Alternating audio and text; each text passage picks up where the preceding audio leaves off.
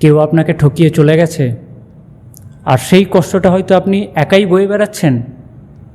মন খুলে কথা বলার মতো কাউকে খুঁজে পাচ্ছেন না, তাই তো? বন্ধুদের কাছে নিজের কষ্টের কথা বলতে গেলে হাসাহাসি করে, কেউ আপনাকে দুর্বল, কেউ পাগল ভাবতে শুরু করে। অথচ এই সময়ে মানুষের সবচেয়ে বেশি প্রয়োজন হয় এমন একজনকে, যে কোনো বিচার না করে শুধু মন দিয়ে তার কথাই শুনবে। আমি জানি এই অনুভূতিটা কতটা কঠিন, কারণ জীবনের কোনো এক সময়ে আমিও এরকম পরিস্থিতির মধ্যে দিয়েই গেছি। কিন্তু একটা কথা মনে রাখবেন, প্রকৃত বন্ধু কখনো আপনার কষ্টকে উপহাস করবে না।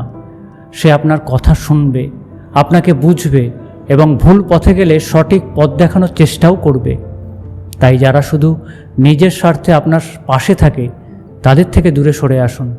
বিশ্বাস রাখুন, সময় সব ক্ষত ধীরে ধীরে সারিয়ে দেয়, আর এই কঠিন সময়ই আপনাকে চিনিয়ে দেয় আসলে আপনার সত্যিকারের বন্ধু কারা।